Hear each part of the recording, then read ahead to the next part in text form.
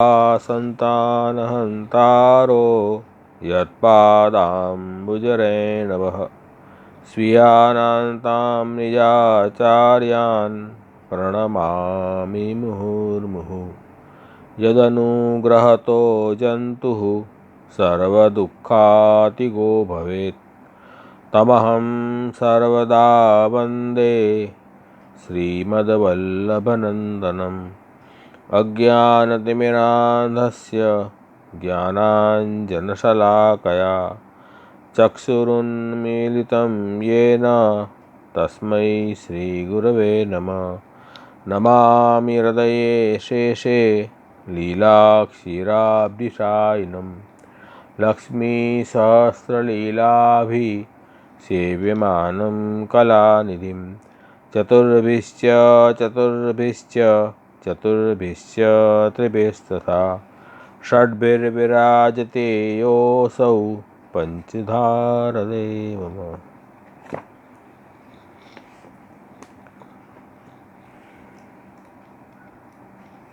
ગોપી ગીતનો પણ પાઠ કરી અને ગોપી ગીતનું વિવેચન શરૂ કરશું.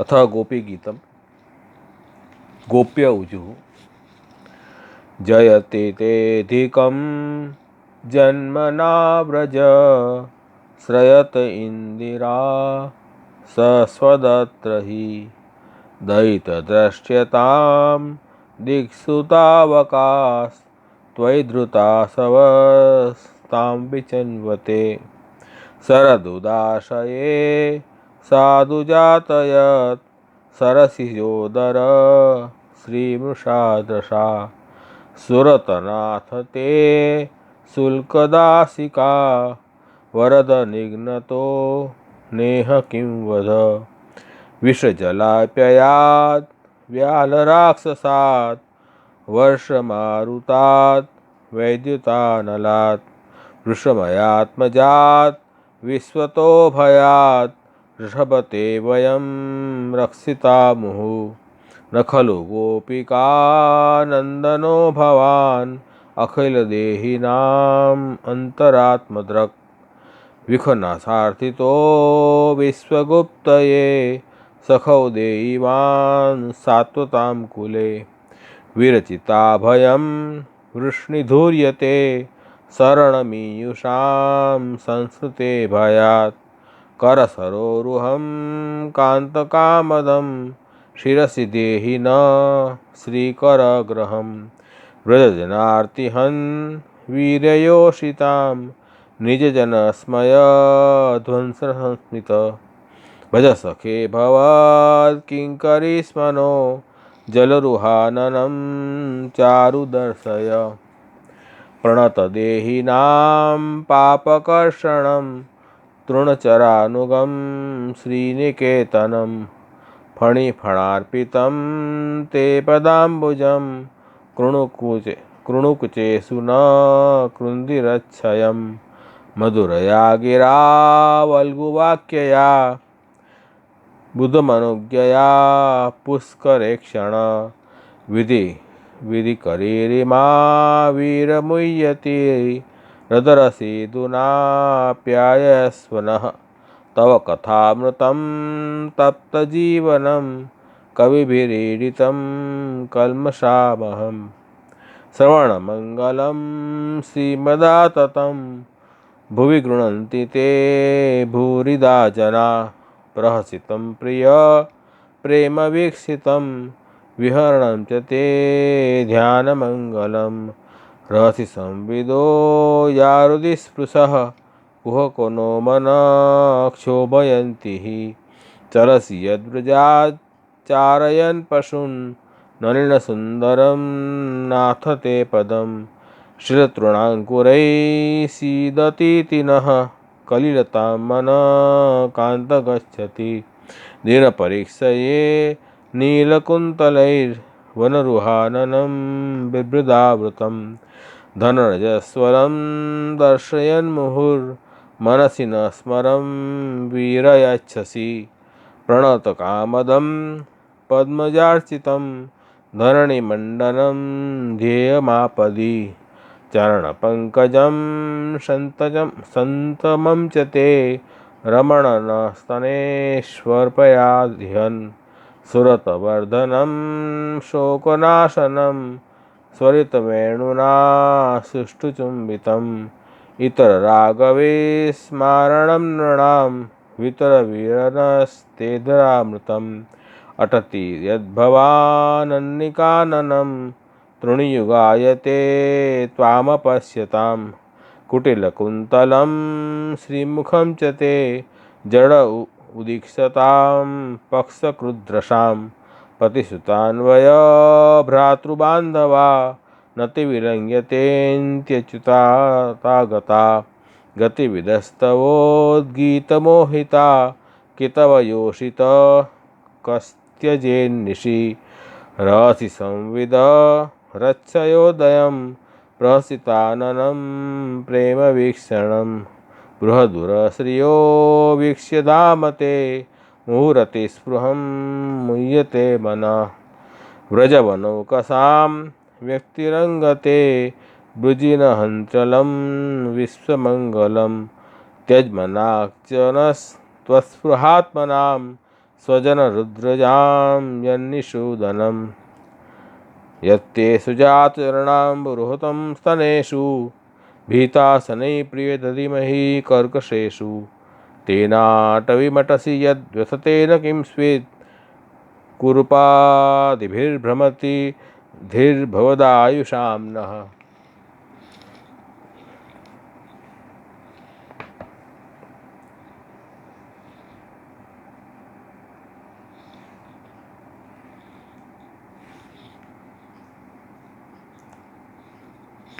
गत शनिवार को गोपी गीत का विवेचन किया था।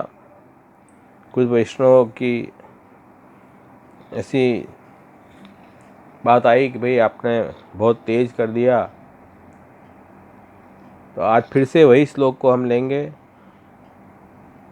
दूसरे श्लोक से फिर शुरू करेंगे और थोड़ा धीरे धीरे करेंगे, तो आप लोगों को संतुष्टि हो कि नहीं अच्छी तरह हमने मन में ध्यान किया गोपी गीत का। तो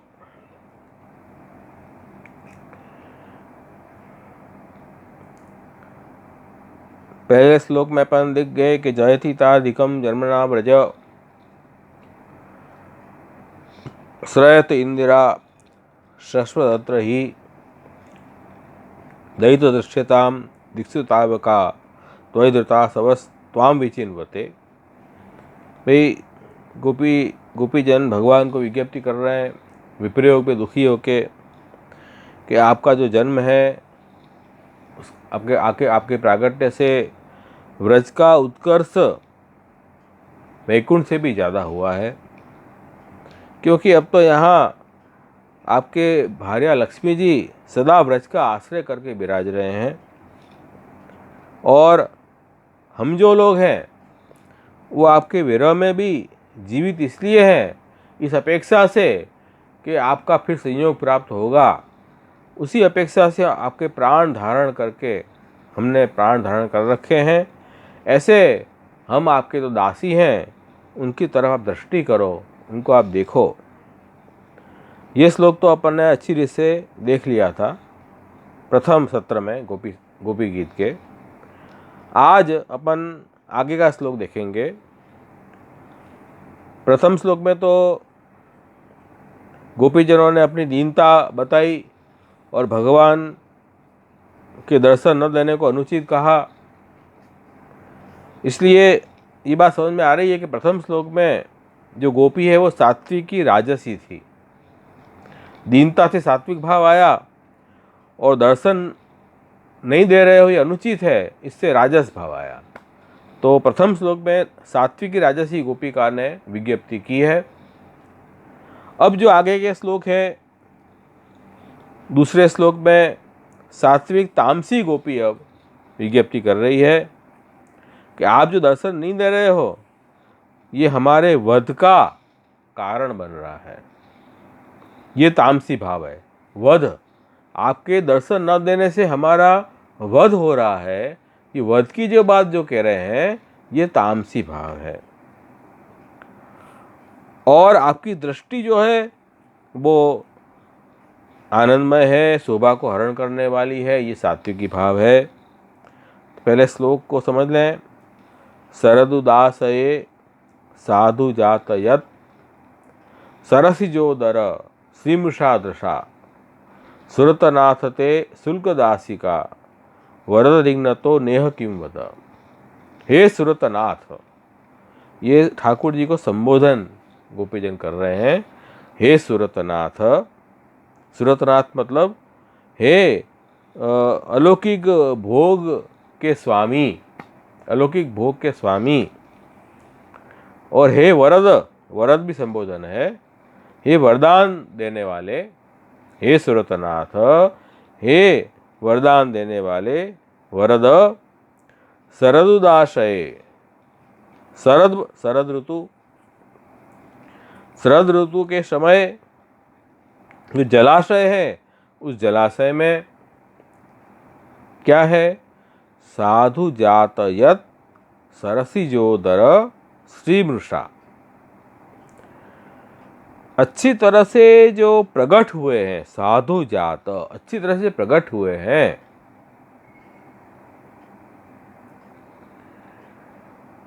क्या प्रकट हुए हैं? सरसिज, कमल। वो कमल के उदर, उदर के अंदर उसके कमल के कोश में जो शोभा है, श्री, सरसी जो उदर श्री जो शोभा है, वो शोभा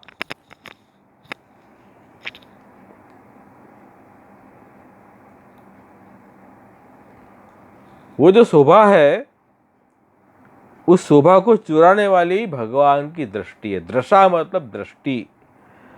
वो शोभा को चोरती हुई जो दृशा, जो दृष्टि है, उस दृष्टि के द्वारा क्या हो रहा है? तो कह रहे हैं कि शुल्क दासिका, मोल बिना की जो हम धर्मदासी हैं आपकी, शुल्क दासिका, हीन दासी हैं, वो निघ्नतः, निघ्नतः मतलब जिनका जाने वध होता हो, ऐसे ते मतलब आपने, यह मतलब यहाँ वध किम न, क्या वध नहीं है वो?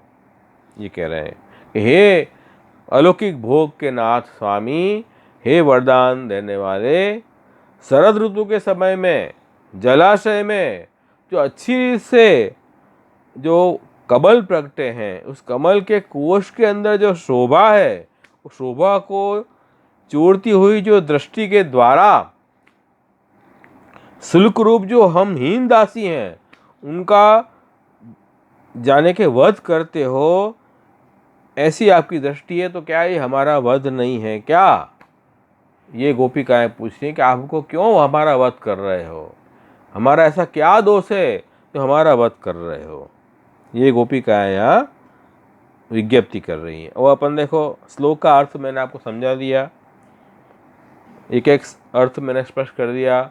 सुरतनाथ, अलौकिक भोग के नाथ, वरद, वरदान देने वाले, शरदुदासय, शरद ऋतु के समय जलाशय में, साधु जात यत सरसिजोदर श्रीमृषा, अच्छी तरह से प्रकट हुए जो कमल सरसिज, वो कमल के उदर मतलब कोश में रही हुई जो श्री शोभा, वो शोभा को चोरती हुई मुषा, मुषा दृशा, दृष्टि, उस दृष्टि के द्वारा शुल्क दासिका, मूल्य बिना की जो धर्मदासी हैं, उसके निघ्नत वध करती हुई आपकी जो दृष्टि है, उससे क्या ते आपका यहाँ पर हमारे ऊपर वध न किम, वध नहीं है क्या?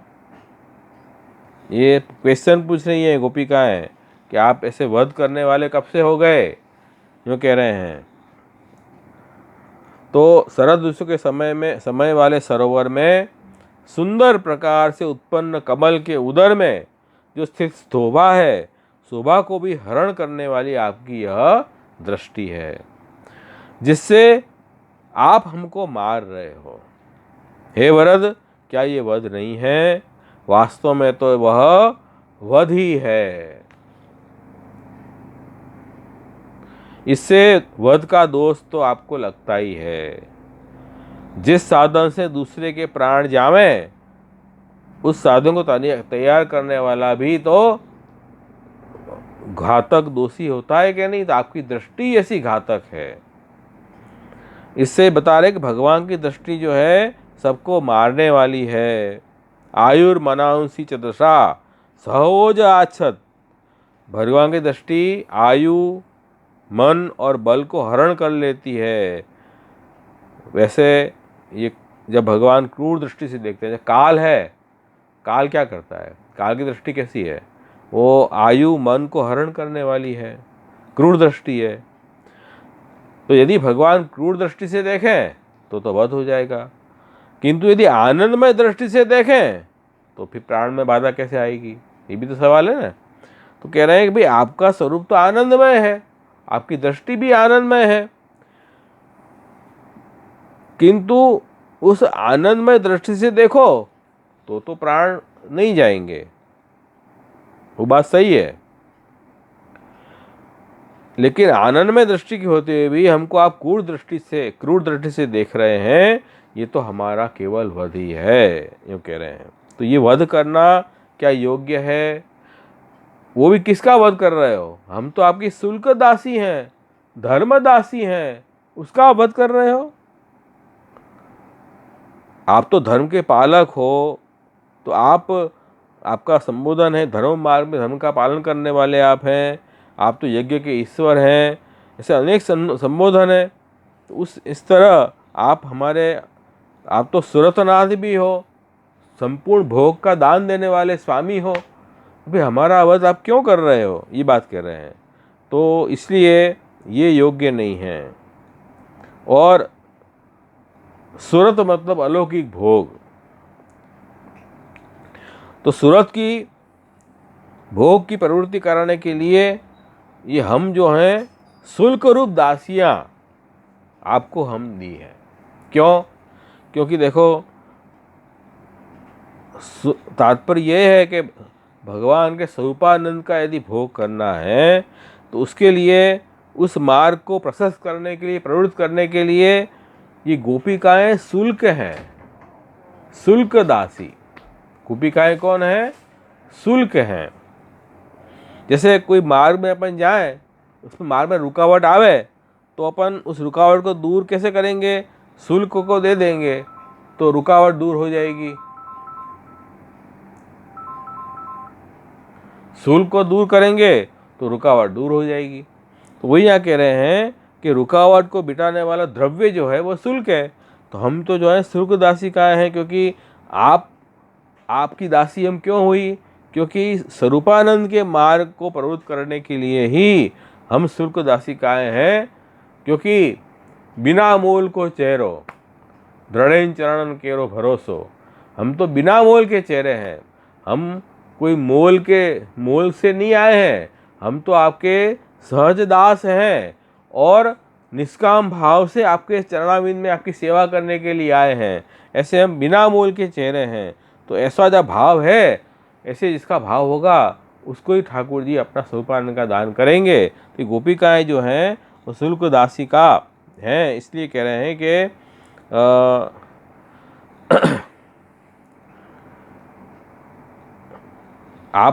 हमारा आप वध करोगे ये ठीक नहीं है, हम तो शुल्क दासिकाएं हैं, ये बात कर रहे हैं। इसलिए हमको अगर जीवित देखना चाहते हो तो आप दर्शन दो। आप क्यों छुप गए हो? आपको दर्शन देना ही चाहिए। आपका स्वरूप प्रकट करो, हमको जीवन दान दो।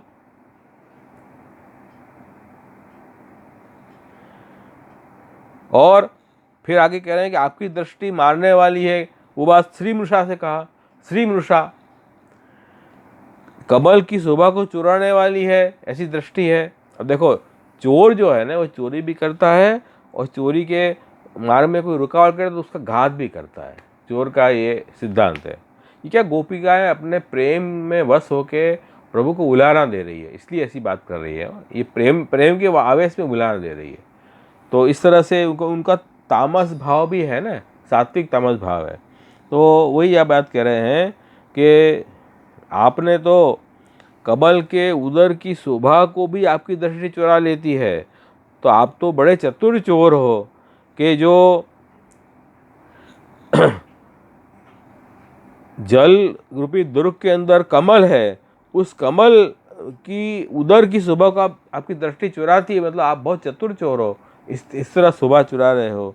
तो ये चुराना तो बड़ा अशक्य है, लेकिन आप चुरा रहे हो। तो कह रहे हैं कि इस तरह जो साधारण गोपिकाएं हैं, उनके अंतस्थित जो प्राण को भी आप चुरा लोगे, उसमें क्या आश्चर्य है। तो आप उस प्राण को भी चुरा रहे हो।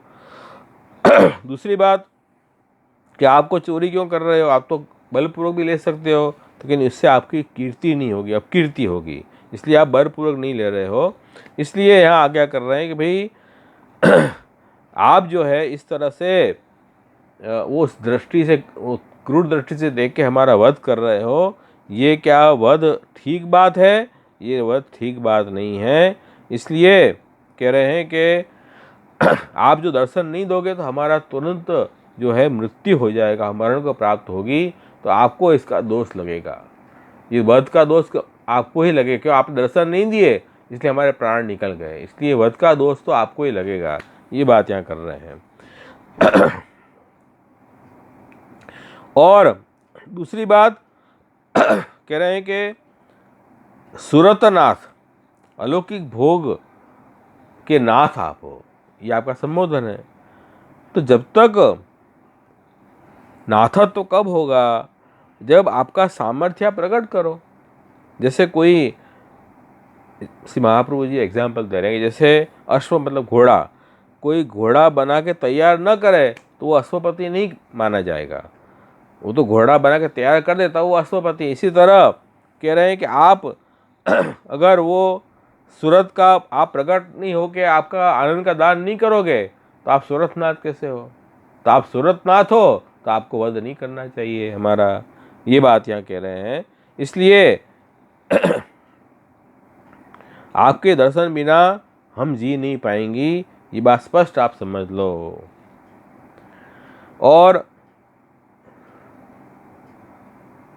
आप तो वरद भी हो, दान देने वाले भी हो, दो विशेषण है आपके, तो सूरतनाथ भी हो और वरद भी हो।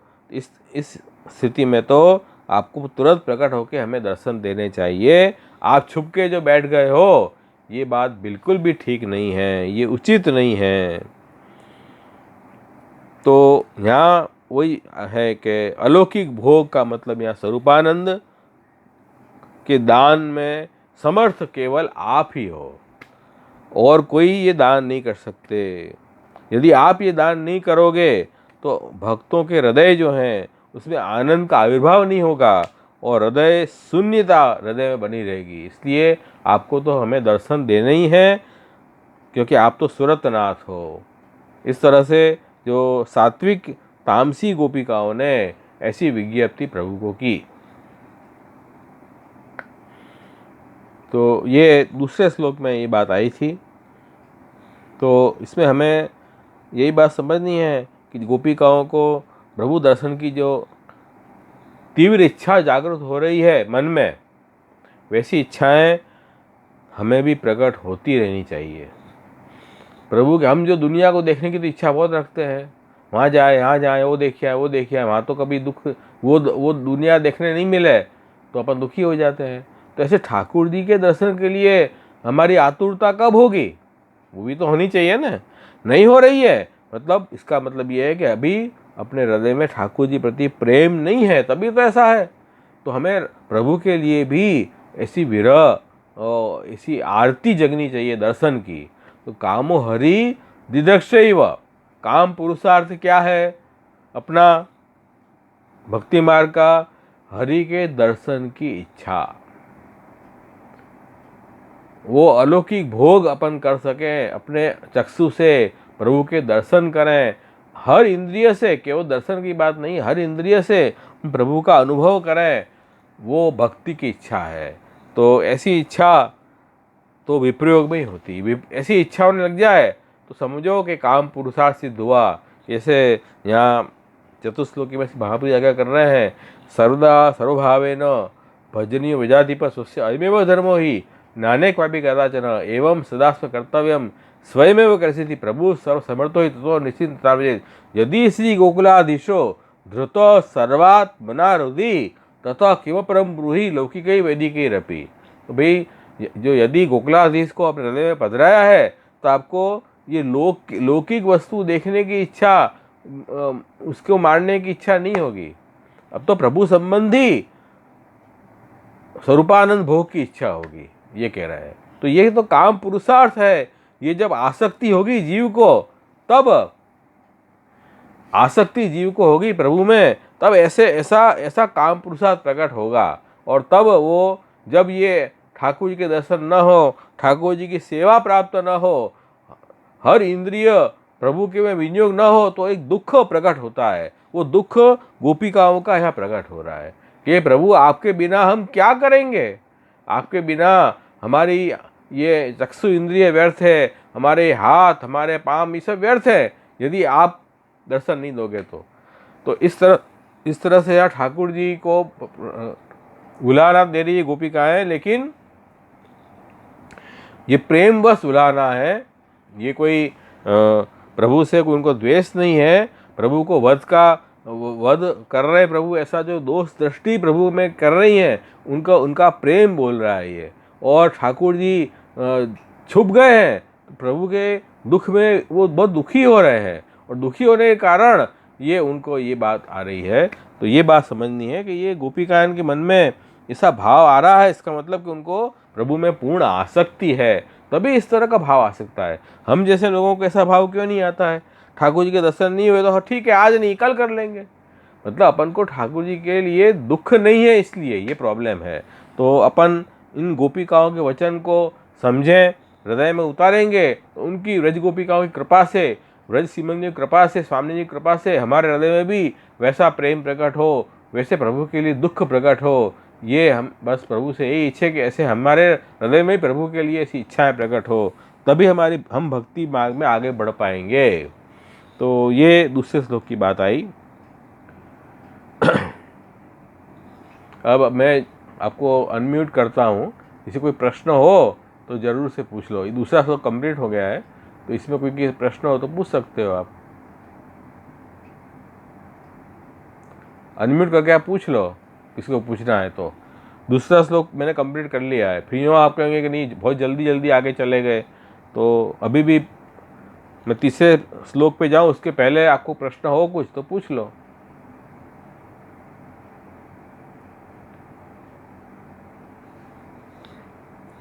है कोई प्रश्न? नहीं है तो आगे चलें फिर।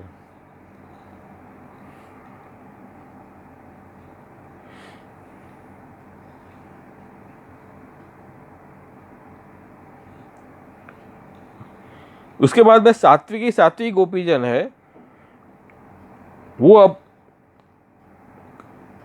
आगे के श्लोक में विज्ञप्ति कर रही कि आपने हमारी बहुत प्रकार से रक्षा की है। अब आज की तारीख में आपने जैसे पहले हमारा पालन किया, हमारी रक्षा की, इस तरह आज भी पालन करो, आज भी हमारी रक्षा करो। वो बात कह रही हैं। विषय जलाप्ययाद व्याल रक्षसात वर्ष मारुताद वैद्युतानलाद वृषमयात्मजाद विश्वतो भयाद ऋषभते वयम रक्षिता मुहु। ऋषभ, हे ऋषभ, ये यहाँ संबोधन है। ऋषभ का मतलब श्रेष्ठ। श्रेष्ठ क्यों है ठाकुर जी? क्योंकि ठाकुर जी जो हैं वो अंदर बाहर सब तरह से अपने भक्तों की रक्षा करने वाले हैं, पालन करने वाले हैं, इसलिए ऋषभ कहा है। ऋषभ श्रेष्ठ। अब ऋषभता कैसे आ रही है? कह रहे हैं विषय जलाप्ययात, विषयुक्त जो जल है, उस जल के पीने से जो गाय और गोप बालकों की मृत्यु हुई, उस मृत्यु रूपी नाश में से आपने उनको बचाए। तो विष जलापयाद आपने रक्षा की है। फिर क्या व्याल राक्षसात, व्याल, व्याल मतलब व्याल रूपी राक्षस, सर्प, तृणावर्त वगैरह राक्षस थे, उनसे भी आपने रक्षा की, व्याल राक्षसात। वर्ष मारुतात, वृष्टि और वायु से, जो इंद्र ने वृष्टि अतिवृष्टि की, और जो वायु से भी इंद्र ने जो वायु को प्रेरित किया सबको नष्ट करने के लिए, उससे भी आपने रक्षा की। वर्ष मारुतात, विषया जलापयाद, व्याल राक्षसात, वर्ष मारुतात और वैद्युता नलात, बरसात के समय जो बिजली होती है, दावाग्नि होती है, उससे भी आपने रक्षा की। वृषमयात्मजात, वृषमय आत्मजात, वृषमय का जो पुत्र है व्योमासुर, वृषमय जो वृषमय का पुत्र था व्योमासुर, उस व्योमासुर ने भी गोप सखाओं को पकड़ पकड़ के और गुफाओं में बंद कर दिया था। ये भविष्य में आने वाली बात है, अभी तक हुई नहीं है।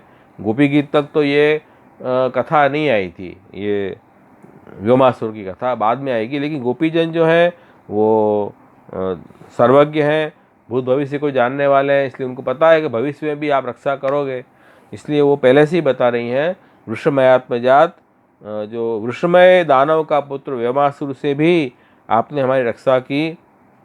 और विश्वत भया, सभी तरह के भय से आपने वयम, हमें आपके द्वारा ते मुहु रक्षिता, बार बार हम रक्षित हुए हैं आपसे। तो वयम ते मुहु रक्षिता, बार बार आपसे हम रक्षित हुए हैं, आपने पालन हमारा किया है। तो हर जब ऐसी परिस्थिति आई है, संकट की घड़ी, उस संकट की घड़ी में आपने हमारी अवश्य रक्षा की है। ये बात तो फैक्ट है, इसमें तो कोई बात छुपाने वाली है ही नहीं। आपको भी पता है, हमें भी पता है कि आप जो ऋषभ हैं, अंदर बाहर से हमारी रक्षा करने वाले, विषयुक्त जल से भी हमारी रक्षा आपने की है, सर्प राक्षस से भी रक्षा की है, अतिवृष्टि और वायु से भी रक्षा की है, बिजली दावाग्नि से आपने हमारी रक्षा की है, वृषमय दानव का पुत्र व्योमासुर से रक्षा की है, सर्व तरफ के भय से हमारी रक्षा आपने की है। तो ये कह रहे हैं कि भाई आप जब सब प्रकार के भय को मिटाने वाले हैं तो, और आपने हमारी रक्षा की है, तो इस बार अब क्यों आप छुप गए? इस बार क्या हुआ? तो आप तो भरता हैं, पालन करता हैं, रक्षा करने वाले हैं, तो अब भी पालन करो, अब क्यों नहीं कर रहे हो?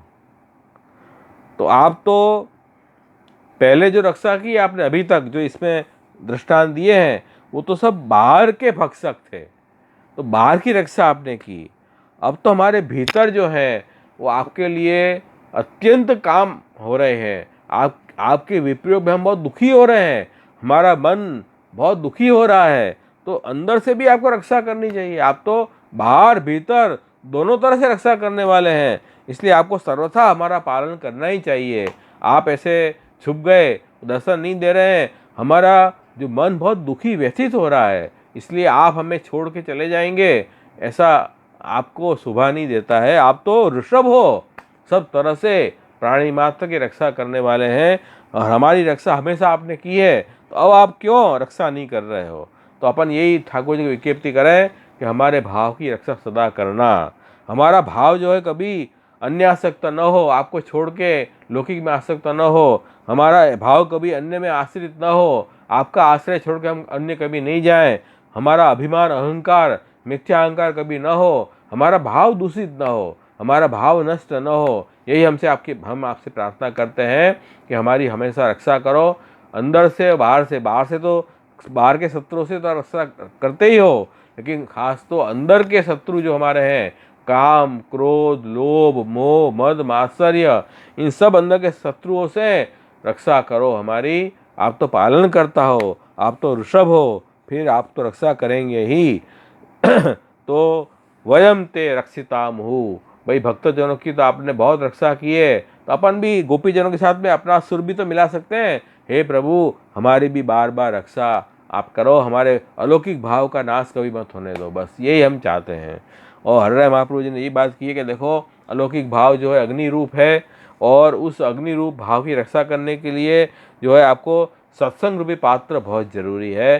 सत्संग रूपी पात्र यदि होगा तो अग्नि, वो जल रूपी दुस्संग है, वो अग्नि को बुझा नहीं पाएगी, वो अग्नि को नष्ट नहीं कर पाएगी। दुस्संग जो है वो खास अपने भाव को नाश करता है।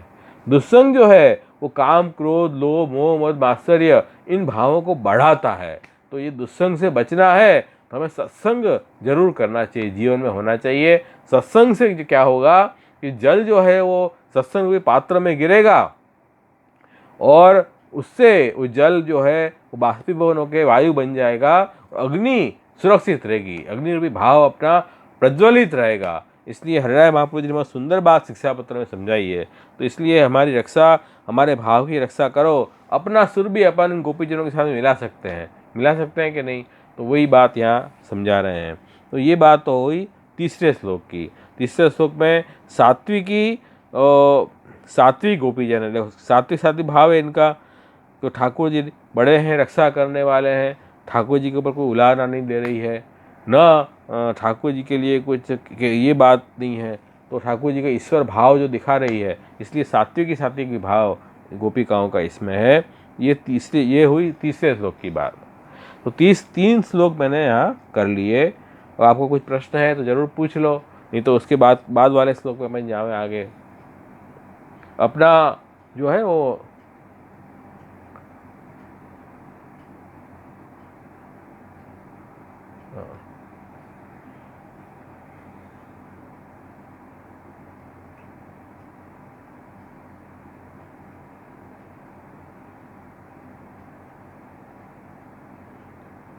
तो आप अनम्यूट कर सकते हो, मैंने वो खोल दिया है, तो अपने आप अनम्यूट करके आप पूछ सकते हो।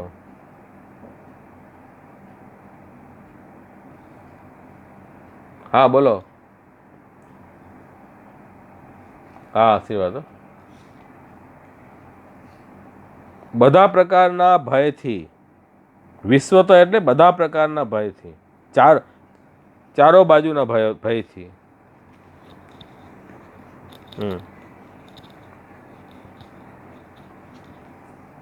હા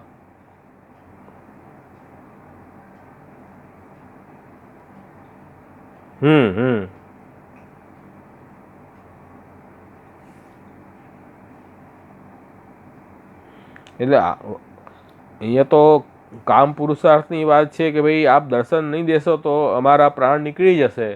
તો આપના દર્શન, અમને ઈચ્છા છે કે આપ દર્શન દો, દર્શન નહીં દેશો તો આપ ઘાતક થશો, આપનો વધને દોષ લાગશે। તો એ અમારી જે ઈચ્છાને પૂર્ણ કરનારા એવા વરદાન દેવાવાળા છો એમ। અમારી ઈચ્છા જે છે હે હા હા હા દાન કરનારા, સ્વરૂપાનંદનું દાન કરનારા। સુરતનાથ તો આપ છો જ, એટલે અલૌકિક ભોગના સ્વામી છો, અને પાછા એ અલૌકિક ભોગનું દાન કરનારા પણ છો, આ વરદ પણ છો। બંને વસ્તુ આવી છે। હા હા હા અચ્છા, બીજા કોઈને કોઈ પ્રશ્ન છે? હા હા હા બોલો। હા આશીર્વાદ।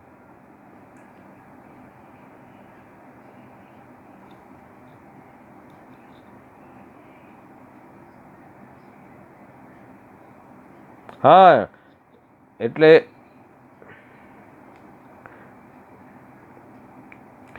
હા એ શું છે, કમળ કોષની જે શોભા છે ને એ તો બહુ સુંદર શોભા છે, પણ આપની ઠાકોરજીની દ્રષ્ટિ તો એના કરતાં પણ વધારે સુંદર છે ને।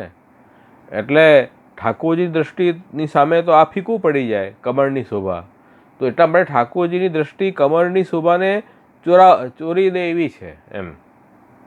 અને એવી દ્રષ્ટિથી, એ દ્રષ્ટિથી આપ અમારો જે છે તે અમને મારી રહ્યા છો। કેમ મારી રહ્યા છો? કે આ પ્રગટ થતા નથી। તો આપ તો આનંદમય સ્વરૂપ છો, આપની દ્રષ્ટિ પણ આનંદમય હોવી જોઈએ। તો આપ તો ક્રૂર દ્રષ્ટિથી જોઈ રહ્યા છો અમને. આનંદમય દ્રષ્ટિ હોત તો અમને દર્શન આપત ને. દર્શન નથી આપતા, છુપાઈ ગયા છો આપ, એનો મતલબ કે આપ ક્રૂર દ્રષ્ટિથી જોઈ રહ્યા છો અમને, એમ કહી રહ્યા છે. એટલે અમારો વધ થઈ રહ્યો છે.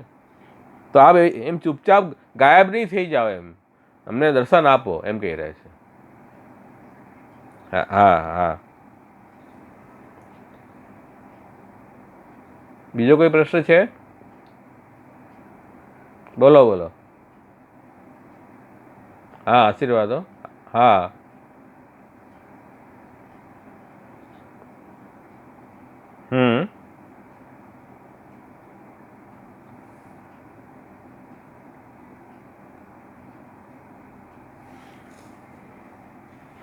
કાલનું કાર્ય છે ને, કાલ જે છે ને તે ભગવાનની ચેષ્ટા છે, અને સૃષ્ટિની ઉત્પત્તિ અને નાશ બંને કાલથી થાય છે.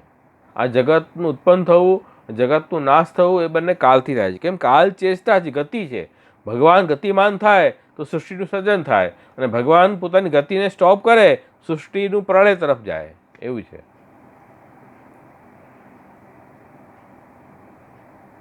તો એમાં એટલે કાલને આપણે એટલા માટે કહીએ છીએ કે મૃત્યુ કાલને સરખાવીએ છીએ, કેમ કે કાલ જે છે તે મારે પણ છે અને જીવાડે પણ છે, બંને કાલ જ કામ કરે છે. એટલે વારંવાર કાલમાં પડી રહીએ તો વારંવાર જીવને જન્મ આવે અને પછી મારે, જન્મ આવે અને મારે, એ પ્રકારનું મૃત્યુ જ છે ને. વારે ઘડી મૃત્યુના મુખમાં નાખે છે કાલ. પણ આપણે અંતર્યામી ઈશ્વરનું ભજન કરીએ તો કાલની ચપેટમાંથી બહાર નીકળી જઈશું.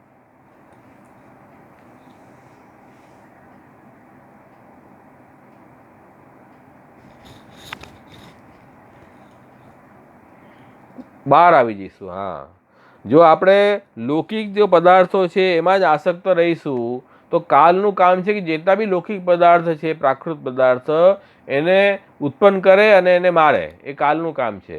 પણ આપણે એ લૌકિક પદાર્થમાંથી આસક્તિ હટાવીને અને ભગવાનમાં આપણે આસક્તિ કરશું તો પછી એ કાલના દાયરામાંથી બહાર નીકળી જશું. પછી કાલના દાયરામાં નહીં હોઈએ તો પછી કોને મારશે? જેનું જે ટેરિટરી હોય એ ટેરિટરીમાં જ એનું હુકમ ચાલે ને. આપણે એ ટેરિટરીથી બહાર નીકળી જઈએ પછી એ હુકમ કેવી રીતે ચાલશે એનું? પણ જે દેશનો રાજા હોય એ દેશમાં એનો હુકમ એ દેશમાં ચાલે, બીજા દેશમાં જતા રહીએ તો એ રાજાનો હુકમ ત્યાં કેવી રીતે ચાલશે? એટલે આપણે પ્રાકૃત પદાર્થો છે ને એમાં કાલનો હુકમ ચાલે છે.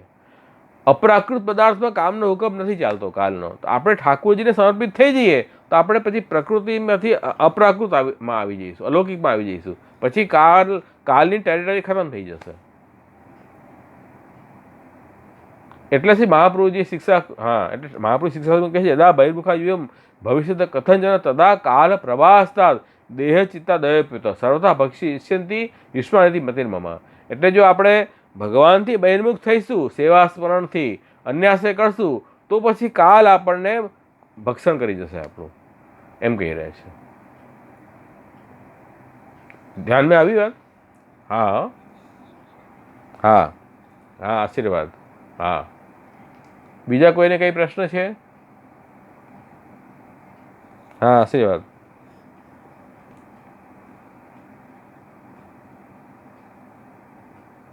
આ ત્રીજો શ્લોક. હા, વર્ષ મારુતાદ. વર્ષ એટલે વૃષ્ટિ, વરસાદ, અને મારુત એટલે પવન, વરસાદ અને પવનથી. વર્ષ મારુતાત, અને વૈદ્યુતા અનલાત. વૈદ્યુત એટલે વીજળી, અને અનલાત, અનલાત એટલે અગ્નિ, દાવાગ્નિ. હા હા, બીજું કાંઈ?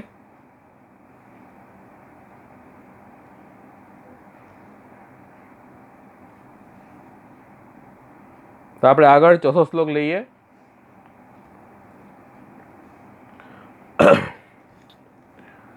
ન ખલુ ગોપિકા નંદનો ભવાન અખિલ દેહી નામ અંતરાત્મદક વિખન સાર્થિત વિશ્વગુપ્તયે સખૌ દેવાન સાત્વતામ કુલે.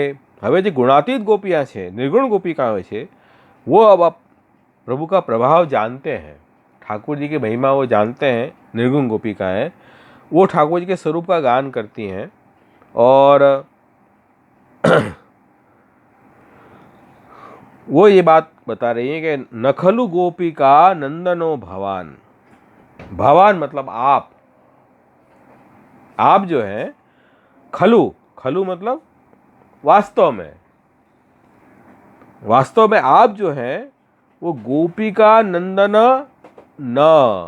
गोपिका मतलब यशोदा जी, बड़ी गोपी है यशोदा जी, उनके नंदन पुत्र नहीं है। नखल गोपिका नंदन, वास्तव में आप गोपिका नंदन नहीं है, यशोदा जी के पुत्र नहीं है। तो कौन है? अखिल देही नाम अंतरात्म द्रक। अखिल देही नाम, सब शरीरधारियों के अंतरात्म द्रक, अंतःकरण को देखने वाले हैं। क्योंकि ठाकुर जी सबके हृदय में विराज रहे हैं, इसलिए ठाकुर जी सबके अंतःकरण की बात जानते हैं। इसलिए आप कैसे हैं? अखिल देही नाम अंतरात्म द्रक, सभी शरीरधारियों के अंतःकरण को देखने वाले जो हैं वो आप हैं। केवल यशोदा जी के पुत्र आप नहीं हैं, क्योंकि ये गुणातीत गोपी है, उनको पूरा ज्ञान है ठाकुर जी के स्वरूप का। वो के अपने तामसी राजस भाव को छोड़ के और अब निर्गुण भाव से गान कर रही हैं कि नखलु गोपिका नंदन भवान, आप अखिल देही नाम अंतरात्मतरक। आप तो जो है वो सब शरीरधारियों के अंतरकरण को देखने वाले हैं। फिर कह रहे हैं सख, हे सखी, हे मित्र, मित्र भी कह रहे हैं ठाकुर जी को। क्यों? क्योंकि आपने हमारा आत्मनिवेदन अंगीकार किया है, सखे भक्ति का दान भी किया है, तो आप सखा मित्र हैं हमारे। और विश्वगुप्त, ये विश्व की रक्षा के लिए, गुप्त मतलब रक्षा करना, गुप्त धातु है संस्कृत में, क्रिया है, उसका मतलब रक्षा करना। तो विश्व की रक्षा के लिए, और विश्व में तो भक्त भी आ गए, तो भक्तजन की सेवा पूजा स्वीकार करने के लिए वो उनकी रक्षा हुई क्या नहीं? भक्तजन की सेवा पूजा स्वीकार है, उसी में भक्तों की रक्षा है। तो विश्व की रक्षा के लिए विखनसार्थित, विखनसा मतलब विशेष प्रकार के वेद के अर्थ का विचार करने वाले। विखनसा मतलब ब्रह्मा जी के द्वारा। ब्रह्मा जी को विखनसा क्यों कहा? तो कह रहे हैं कि विशेष प्रकार के वेद के अर्थ का विचार करने वाले होने से ब्रह्मा जी को यहाँ विखनसा कहा है। और अर्थितः, विखनसा अर्थित, अर्थित का मतलब प्रार्थना किए हुए है। ब्रह्मा जी के द्वारा आपकी प्रार्थना हुई है, आपके लिए प्रार्थना की गई है ब्रह्मा जी के द्वारा। इसलिए सात्वताम, वैष्णव के कुल में, यादव के कुल में, सात्वताम कुले उदयीवान प्रकट हुए हो। तो आप ब्रह्मा जी की प्रार्थना से भक्तों, विश्व की रक्षा के लिए, भक्तों की रक्षा के लिए इन वैष्णव यादव कुल में आप प्रकट हुए हो, ये बात है। तो आपका कार्य है भक्तों की रक्षा करना। आप छिप जाओगे ऐसे हमको अकेला छोड़ के वन में, ये कोई अच्छी बात है क्या? आपका तो मुख्य कार्य है, आपका प्रागट्य ही भक्तों की रक्षा के लिए हुआ है। तो आप वास्तव में यशोदा जी के पुत्र नहीं हैं, आप तो समस्त देहधारियों के अंतःकरण को देखने वाले हैं। हे मित्र, विश्व की रक्षा के लिए ब्रह्मा जी के द्वारा प्रार्थना की ब्रह्मा जी ने, तब यादवों के कुल में आप प्रकट हुए हो। ये तो श्लोक का अर्थ हुआ। श्लोक के अर्थ में तो कोई परेशानी नहीं होनी चाहिए आपको। और बस सुबोधनी जी का विशेष अर्थ देख लें। निर्गुण गोपिकाएं कहती हैं कि यदि भगवान नंद के पुत्र होवें तो उनको उपालम देने भी योग्य है। उपालम कौन है अपाय? कि जे आपड़ा जेवा होए, अपने जैसे होए, उनको उपालम ठपका दे सकते हैं। कि ठाकुर जी तो नंद के पुत्र होए तो ठाकुर जी के नंद के पुत्र है नहीं, इसलिए उपालम देने योग्य नहीं है। क्योंकि ये छिपी हुई बात नहीं है, ये तो निश्चित बात है। नखलु गोपिका नंदनो भवान। और अगर मान भी ले चलो कि यशोदा जी के पुत्र आप हैं, तो इसका मतलब ये हुआ कि यशोदा जी ने अपने वात्सल्य भाव से अपने पुत्र को वश कर लिया था, तो हम भी आपको वश कर सकती हैं फिर तो, हमारे प्रेम के भाव से।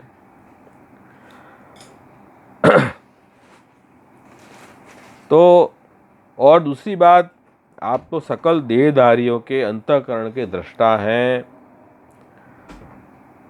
अतः कह रहे हैं कि तब जब हमारे भीतर हमारे ताप दुख को आप देखेंगे, हमारे हृदय में मन में कैसा ताप है, तब आपको ये बात समझ में आएगी कि देखो ये कितनी दुखी हैं गोपिकाएं, इनकी रक्षा करना तो प्रथम कर्तव्य है। क्योंकि आप तो सबके मन की बात जानने वाले हैं, तो हमारी मन की बात भी आप जानते हैं। तो आपका तो आप पधारे इसलिए हो कि जो भक्त दुखी हो रहे हैं उनकी रक्षा करना चाहिए। और ब्रह्मा जी ने भी भक्तों की रक्षा के लिए ही आपका प्रागट्य भूतल पे करवाया है। और ब्रह्मा जी कैसे हैं? विखनसा, मतलब वेद का अर्थ का विचार करने वाले हैं, और उन्होंने भगवान की पूजा कैसे करनी उसकी विधि पूरी ब्रह्मा जी ने समझाई है। और उसको हम वैखानस मत कहते हैं। वैखानस में पूजा पद्धति समझाई है ब्रह्मा जी ने, और उस पूजा पद्धति के अनुसार अगर हम ठाकुर जी की पूजा करें, ब्रह्मा जी के ने जो हमको बताई है, ठाकुर जी पूजा को अवश्य स्वीकार करते हैं। ये बात भी है। तो वेंकट वगैरह जो तीर्थ स्थल हैं, उन तीर्थ स्थलों में उसी प्रकार से भगवान की पूजा होती है, तिरुपति बालाजी वगैरह में। तो वही कह रहे हैं कि अपन अपनी दृष्टि से विचार करें तो महाप्रभु जी ने जो सेवा प्रकार प्रकट किया है, ब्रह्म संबंध के बाद जो पुष्टिमा की सेवा प्रकार प्रकट की है, तो महाप्रभु जी क्या प्रकट हुए कि जो दुखी हो रहे हैं देवी जीव इस भूतल पे, वो दुखी देवी जीवों को फिर से प्रभु संबंध करवा के, आत्मनिर्भर करा के उनको ठाकुर जी की सेवा सौंपें। और प्रभु की सेवा अपन महाप्रभु जी की आज्ञा अनुसार करेंगे तो ठाकुर जी अवश्य स्वीकारते हैं। इसलिए ठाकुर जी को स्वीकारनी है वो सेवा। जब ब्रह्मा जी की बताई हुई पूजा पद्धति ठाकुर जी सेवा स्वीकार रहे हैं, उसी महाप्रभु जी के द्वारा बताई हुई सेवा प्रणाली से हम सेवा करें तो ठाकुर जी क्यों ना स्वीकारें, अवश्य स्वीकारें। इसलिए वो कह रहे हैं कि आपको तो हमारी रक्षा करनी पड़ेगी। हम तो श्री वल्लभ के शरण आए हुए जीव हैं, और वल्लभ जो है वो आपने ही वल्लभ का रूप धारण करके भूतल में प्रागट्य किया है हमारी रक्षा करने के लिए। इसलिए आपको तो हमारी सेवा स्वीकार के हमारा पालन करना ही है। ऐसा भाव, ऐसा स्वर हम भी जोड़ सकते हैं गोपीजनों के साथ। और सखा कहा तो कि सखा इसलिए कहा कि सयुजऊ सखायऊ, देह रूपी वृक्ष में दो पक्षी साथ में ही रहते हैं, इसलिए सखा हैं। एक ईश्वर और एक जीव, दो मित्र हैं, इसलिए सखा भी कहा। और जैसे ईश्वर प्रेरणा करता है, अंतर्यामी प्रेरणा करता है, इसी तरह वो जीव कार्य करता है, तो वो सखा है। और सखा होने से आपको हमको प्रेरणा करनी है, और आप हमारी सब बात जानते ही हैं, तो आपको हम क्या प्रार्थना करें, हमारी रक्षा आपको करनी ही चाहिए। इसमें कहने वाली भी क्या बात है। जिसे आपको योग्य हो ऐसा आप करो। आप तो सब बात जानते हैं हमारे मन की क्या इच्छा है। ये गुणातीत भाव है। देखो तो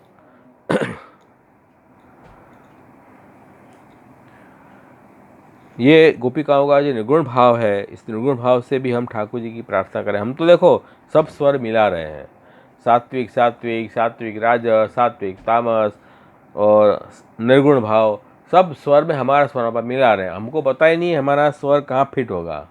हम तो अभी निस्साधन साधन अवस्था में चलने वाले जीव हैं। हमको क्या मालूम भक्ति का कौन सा स्वर फिट होगा, ठाकुर जी ने कैसा अधिकार हम जीवों को दिया है। सब सुर हम मिला ट्राई कर रहे हैं। जैसे जो संगीत सीख रहे हैं जो व्यक्ति, वो सब सुर ट्राई करते हैं।